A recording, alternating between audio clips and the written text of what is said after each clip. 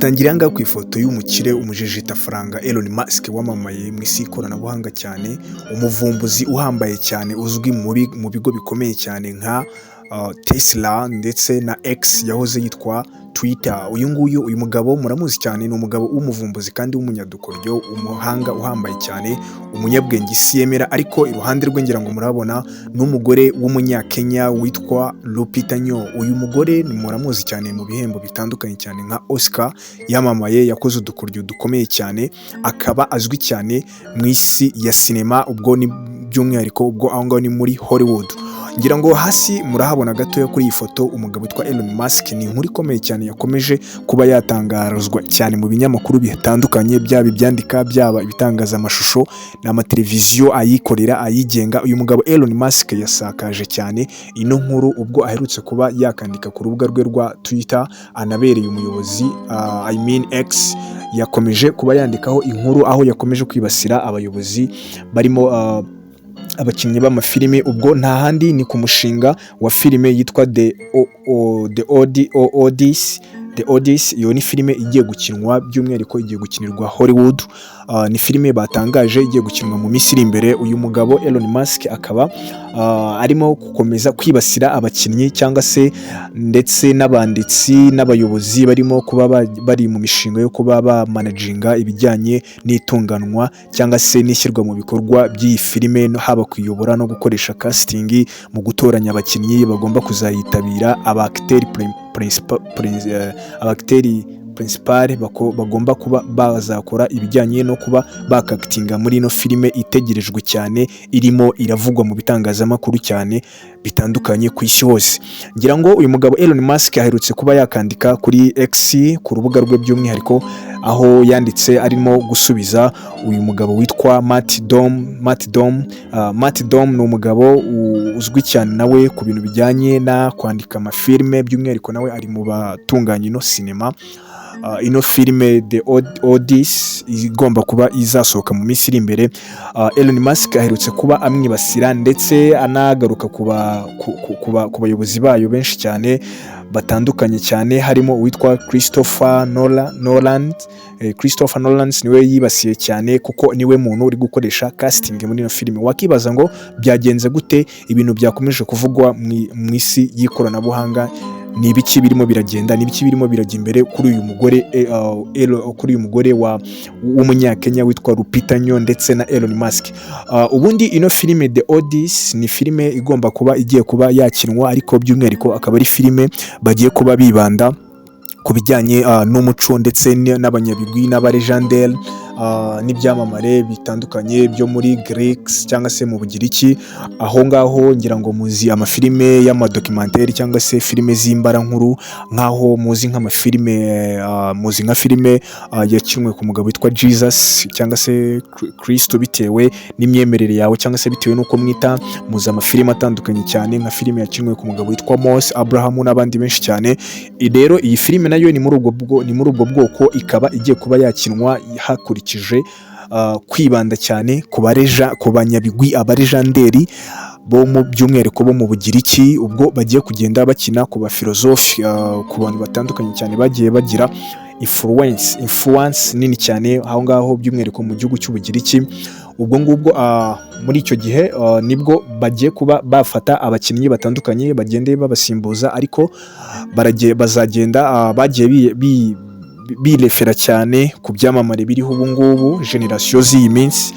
Muri urwo rwego nibwo bafashe umunyakenya witwa Lupita Nyong'o wamamaye cyane, watwaye igihembo nka Oscar, igihembo gitandukanye cyane gitwara abanyaduhigo bakomeye cyane muri sinema. Harimo n'ibindi byamamare cyane, harimo n'uwitwa Matt Damon, hakaba n'uwitwa Zendaya. Uyu nguyu muramuzi cyane, ni umu-influencer ukomeye cyane kuri YouTube, Instagram. Akaba ari n'umuhanzi ukomeye cyane uririmba indirimbo zitandukanye cyane cyane nko ku njyana ya R&B, pop, soul.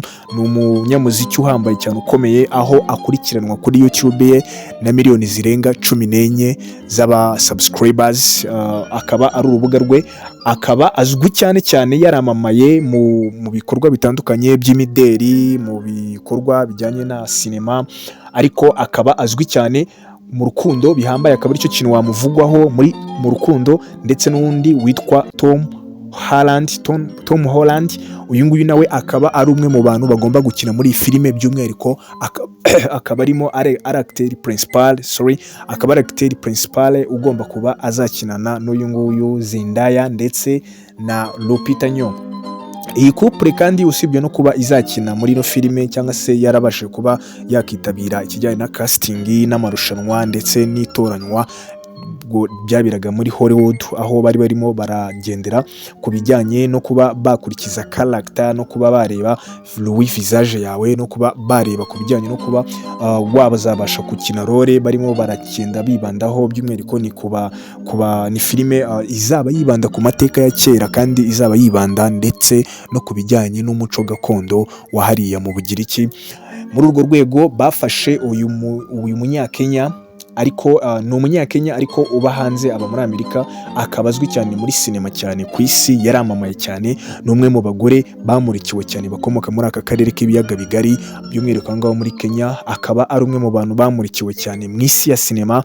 Uwo nguwo nta wundi ni Lupita Nyong'o. Byagenze gute kugira ngo aze kuba yahura cyangwa se na Elon Musk? Birimo biravugwa gute mu bitangazamakuru? Kuri murajya hirya no hino ugasanga Elon Musk na Lupita Nyong'o byarwambikanye, byagenze gute? Lupita Nyong'o nta kintu ari kubivugaho, ariko Elon Musk yibasiye cyane cyane aba bakinnyi, aba bayobozi bo muri iyi filime ya The Odyssey, harimo uwitwa Christopher Nolan, aho rwose yatangaje avuga ati Christopher Nolan, wowe usibye no kuba uri n'inyangamugayo, usibye no kuba uri usanzwe ukoresha ibingibi bijyanye na casting, no kuba wahitamo ukanandika amafilime meza aryoshye cyane aza ku ruhando mpuzamahanga akaba meza, ahangaha rwose wakoze ikosa ryo kuba wafata Lupita Nyong'o ukamushyira muri ino filimi. Akaba akomeza kuba avuga ati wakagombye kuba ufata abagore b'abazungu akaba aribo ukoresha muri ino filime, cyane cyane ko irimo iragenda igaragazaho amateka y'ibyamamare n'abanyabigwi bo mu Bugiriki, kandi bose ntago bari abirabura. Murabizi ko Abagiriki bari abazungu, ni abantu bo mu myaka ya za 10 mbere y'umwaduko w'ivuka rya Yesu. Niyo filime bagiye gukina muri ayo mateka, ariko bikaba byatunguranye cyane kuba bafata umwirabura bakaba bamushyiramo. Ako Elon Musk we akaba abona ko iki ngiki ahubwo usibye no kuba bashyizemo uyu mwirabura Lupita Nyong'o, ahubwo akaba ngo yakoze ikintu kimeze, yatakaje ngo ubunyangamugayo bwe. Ubwo ni wo bita Christopher Nolan, akaba avuga yuko yatakaje ubunyangamugayo mu rwego rw'iki, mu rwego rwo kuba yakoreshejemo uyu mugore, kandi yakagombye kuba akoreshamo abirabura kugira ngo abazungu ab'uruhu rwera, kugira ngo ifilime izabashe kuba yaryoha. Ariko ibingibi Elon Musk akaba yakomeje kuba yakibasira abayobozi batandukanye, ariko hakaba hari uwitwa Matt Donan. Uyu nguyu akaba nawe ari umwanditsi, umwe mu bantu executive producer babashe kuba batunganya ino filime na nisa bakaba bakibirimo. Akaba yakomeje kuba ari gusubiza Elon Musk, amubwira ati Elon Musk, ibyo ngibyo wowe urimo, twebwe turi mu isi ya sinema kandi tureba ibintu bijyanye n'aho igihe kigeze, ntago ibyo ngibyo uvuga rwose ntago ibyo twabigenderaho. Uri umukire, uri umutunzi, ariko ibyo ngibyo ntago twabigenderaho, kuko twebwe tureba ibintu bizubaka amateka kandi bizakubita ku mpande zombi, haba kuba uruhu rwera ndetse n'abirabura. Akaba ariyo mpamvu muri urwo rwego babashije kuba batekereza kuba bakorana n'uwitwa Lupita Nyong'o, bakaba bamushyira muri ino filime. Tugaruke nanone ku magambo Elon Musk akomeje kuba yatangaza, by'umwihariko ku rubuga rwe. Yakomeje kuba avuga yuko uyu nguyu Christopher Nolan ikintu yakoze ni ikintu rwose kitari cyiza, ngo kitagaragaza ubunyangamugayo, akanibasiramo n'abitwa abaconservative. Abangaba bayobowe n'umugabo witwa Matt Walsh. Uyu nguyu nawe akaba ari umuyobozi ukomeye cyane muri sinema hari Hollywood, ariko bakaba bakomeza kuba bambwira ati Elon Musk ibingibi urimo urarengera, ntabwo ibingibi ariko bimeze, ariko ni inkuru yakomeje kuba yasakara mu binyamakuru ahantu hose, urajya ahantu hose ukabibona.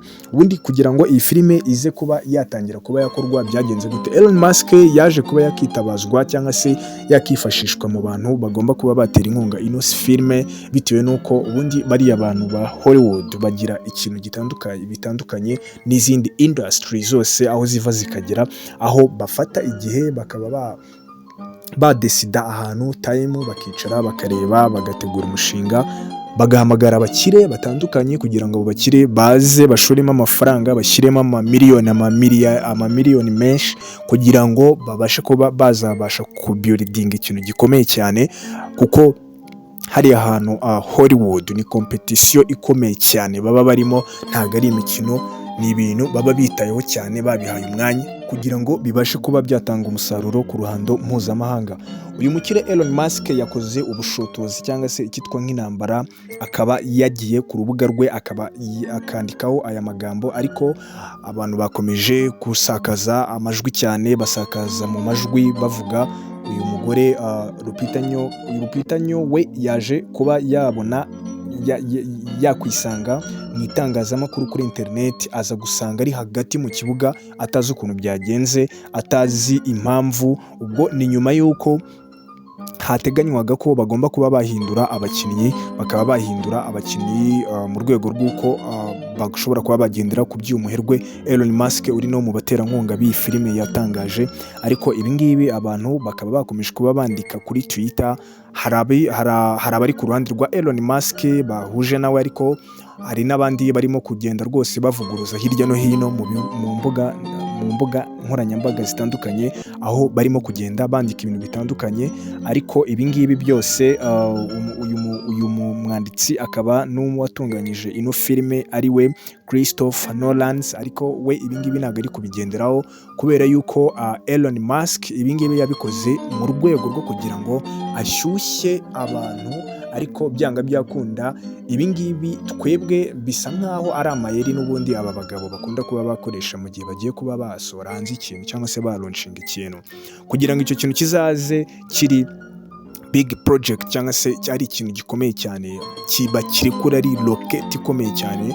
Ngira ngo murabizi ko bakunda kuba bategura ibintu nk'ibi ngibi, bagategura inkuru nk'izi ngizi kugira ngo iyi filime izabashe kwitabwaho cyane ko iyi filime n'ubundi igomba kuba izasohoka mu mwaka wa 2026. ubwo by'umwihariko ni muri uyu mwaka nibwo igomba gusohoka. Already aba bagabo ntabwo ibi ngibi babijyamo batabanje kuba bayitunganya. Nkeka yuko ibi ngibi Elon Musk ntabwo yabijyamo cyangwa se ngo yijandike mu bintu nk'ibi ngibi bila mpango cyangwa se abikore nta mpamvu. Actually ikintu gihari nuko ibingibi icyo ugomba kumenya nuko ino filime kugeza ubu ngubu yatangiye kuba yavugwa mu mitwe y'abantu, mu bitangazamakuru, haba ku bakunzi b'uyu mugore w'umunyagahigo cyangwa se umunyamideli, umukinnyi wa filime nominees wabaye nomine muri Oscar, ndetse bikarangira natwaye icyo gihembo nk'umwirabura w'umugore wesheje ku gahigo cyane ukomoka kuri uyu mugabane wacu wa Afurika, ndetse akaba ari no mu bantu bakomoka muri aka karere kacu k'ibiyaga bigari. Ubwo ngubwo ni ikintu gikomeye cyane, nawe yaje kuba yakisangamo, akaba yisanze ku mbuga nkoranyambaga kuri interineti ahantu hose arimo aravugwa. Nta kindi kintu kiri kuvugwa, ni Lupita Nyong'o. Abakunzi be basaze bari kwandika ahantu hose. Lupita Nyong'o we kugeza ubu ngubu nta kintu aravuga, gusa ibitangazamakuru bikomeje kuba byakandika. Gusa iki kintu ni agakino nakubwira, n'ubundi aba bagabo bakunda kuba bakina bagashyira hanze, ariko mu bintu bihari iyo urebye ugasesengura ubona yuko iyi filime ni filime igiye kuzaza ikomeye cyane, nyuma yuko Hollywood bakomeje kuba batangaza filime nyinshi cyane, bavuga yuko izo filime zigiye kuba zasohoka zizaba ari filime rwose zizatanga ibihembo bikomeye cyane, zigomba kuzatsindira ibihembo birimo nka Oscar, cyane ko aba bakinnyi barimo muri ino filime n'ubundi ni abakinnyi b'ibyamamare cyane, ni abasitari musanzwe muzi baremereye cyane kuri iyi si. nk'uyu mugabo witwa Matt Damon ni umugabo ukomeye cyane nawe uzwi Hollywood mu ruhando rwa sinema, azwi cyane mu bintu bikomeye cyane, yanditse filime nyinshi cyane, azwi muri filime nka Black Panther, ari umwe mu bantu bayidirectinze cyangwa se aba realisateur bagize influence ikomeye cyane cyangwa se impact muri iyi filime yakiniwe n'ubundi by'umwihariko Hollywood yitwa Black Panther. Uyu mukobwa nawe akaba ari umuhanzi ukomeye cyane, akaba umunyamideli, akaba rwiyemezamirimo, akaba producer, songwriter. Uyu nguyu nta wundi ni umugore witwa Zendaya akaba ari umufasha wa Tom Holland bakaba barasezeranye byemewe n'amategeko, bakaba bamaranye imyaka isaga 8 bari kumwe, akaba ari couple ikomeye cyane by'umwihariko iri hariya Hollywood ikomeye cyane. Uyu nguyu Tom Holland akaba we azwi cyane ku rubuga rwa YouTube, akaba akunda gukora ibijyanye na reaction, reactinga cyangwa se kuba ya reactinga. Ugiye kuri YouTube wamubona, akaba afite YouTube yerekana ibintu by'amashoti gusa, akaba akora icyo bita short video, akora bya bindi byo kuba ya reactinga. Ibyo ngibyo akaba arizo content ze akunda kuba yakora cyane, ariko by'umwihariko ikintu azwiho cyane akaba ari n'umugabo cyangwa se umutware w'uyu mugore witwa Zendaya. Bose ntago ari abantu bari bakuru cyane, bari mu myaka 30 na baracyari batoya cyane. Ubwo ni abantu bagiye kuba bahurira muri iyo filime igiye kuba yaca gahigo, igiye kuba yakora ibintu bikomeye cyane. Ni filime muzareba cyane kandi mukayibona kuri Netflix n'ahandi. Aba bagabo n'ubundi ibintu byabo cyangwa se umushinga wabo uba wavuzwe cyane mu bitangazamakuru gutya, ni rocket ikomeye cyane, bitewe nuko aba bagabo murabazi. Nk'uyu mugabo uvugwamo hano nk'uwitwa ngira ngo muzi abitwa abaconservative, abo ngabo murabazi, ni itsinda rikomeye cyane riba rikora ubugenzuzi mu bijyanye n'ubundi na sinema ikorerwa hari Hollywood, bakaba bahitamo cyangwa se bakita ku bintu bitandukanye cyane biba biri bujye muri filimi, haba kureba uburyo buri financial, uburyo bugaragara, ibyo byose kugira ngo filime ize kuba yajya imbere na marketing no gucuruzwa. Ni rimwe mu itsinda ry'abantu baba babirimo inyuma, ndetse uyu mugabo we akaba yitwa Matt Walsh. Uyu nguyu akaba Matt Walsh akaba ari umuyobozi wabo, nawe akaba ari umwe mu bantu basubije Elon Musk, ngira ngo nabyo twabigarutseho. Ibi ngibi nanone uraza kuba wabonamo uyu mugabo wundi nawe ninde, ni Matt Damon nawe ni umwakteri ukomeye cyane, nawe ugomba kuzareba cyane muri no filime ukamwitega, ni mubi cyane, ni mubaya. Iyi ni filime igiye kuba yakora ibintu bikomeye cyane, ariko ndakurarikira wowe ku muntu ukunda ibintu bijyanye n'amateka, muzi bari abantu bo mu Bugiriki, ibintu by'amateka bagenda bagaragariza isi, cyangwa se twakuze twirefera muri bari abantu, ibintu by'ubuvumbuzi bagiye bakora, filozofi zitandukanye bagiye bavumbura. So ibyo nibyo bintu ugiye kuba wabona aba bantu cyangwa se ibi byamamare bibikwereka mu ishusho yabo.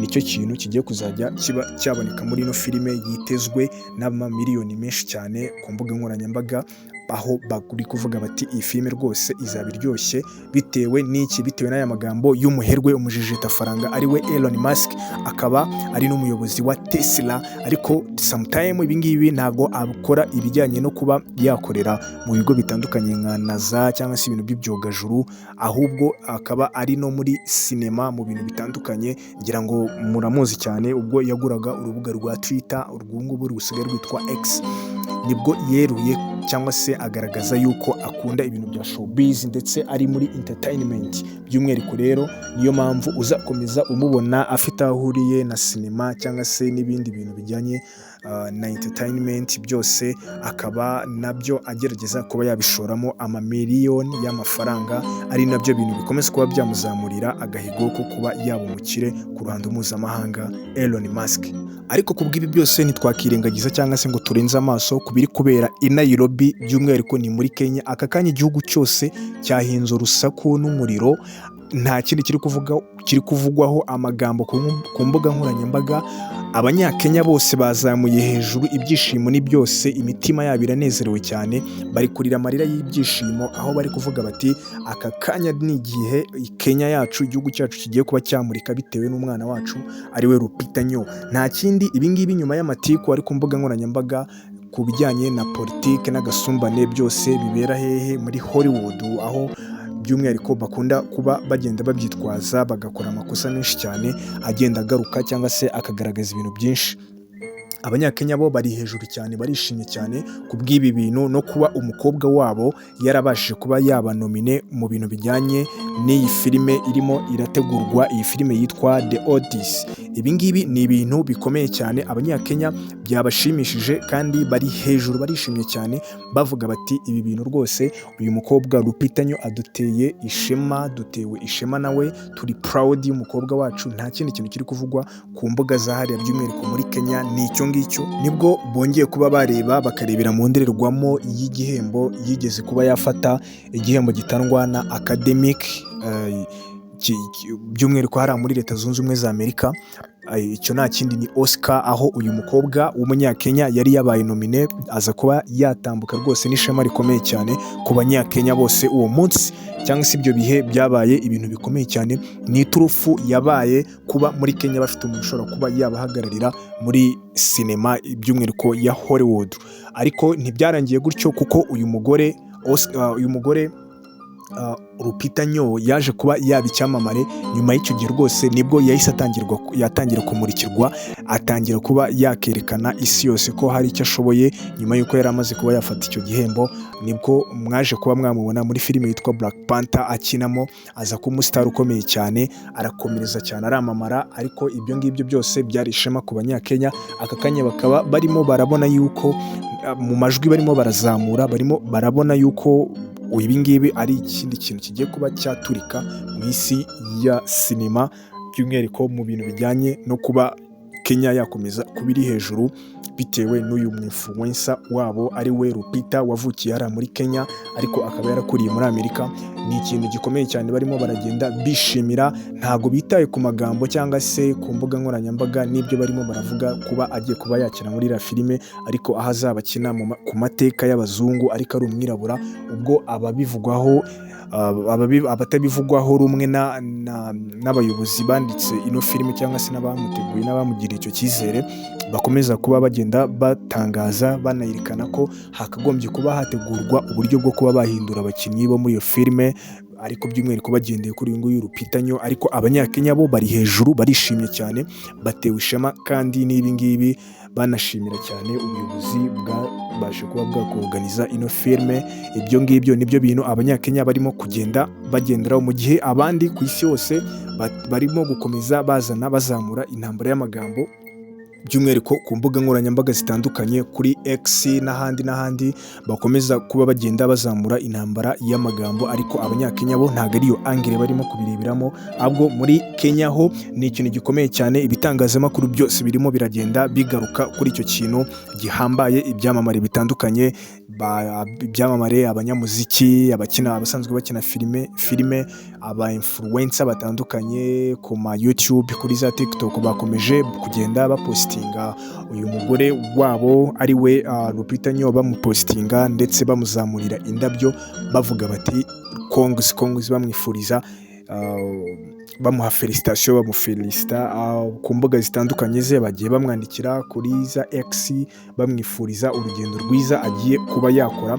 Ibi ngibi bo akaba ariyo angire barimo kubireberamo, mu gihe Hollywood bamwe bifuza ko Lupita Nyong'o yasimbuzwa cyangwa se agakurwa muri aba bakinnyi bagiye kuba bakina muri iyi filime.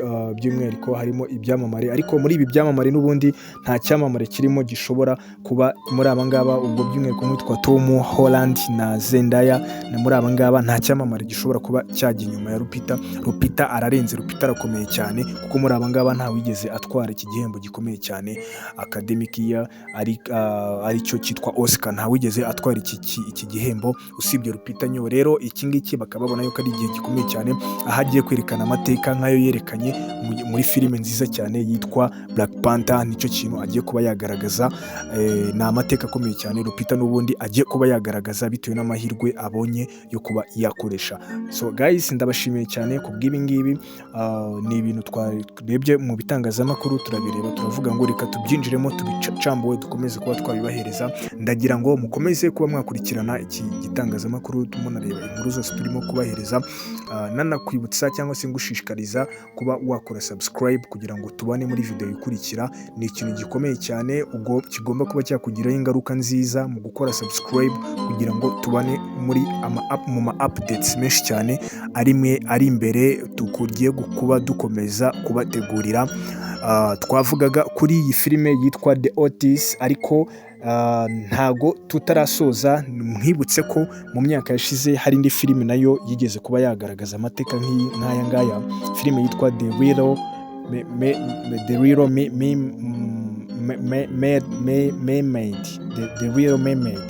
Mermaid. Ni filime nayo yaje kuba yagaragarwamo ihohoterwa cyangwa se agasumbane, by'umwihariko ngaho Hollywood biba igikuba. Ni nayo mpamvu byongeye kuba byakisubiramo kuri iyi filime yitwa The Otis irimo Lupita Nyong'o. Guys, so ikiganiro nk'iki nakagaruka. Ciao ciao.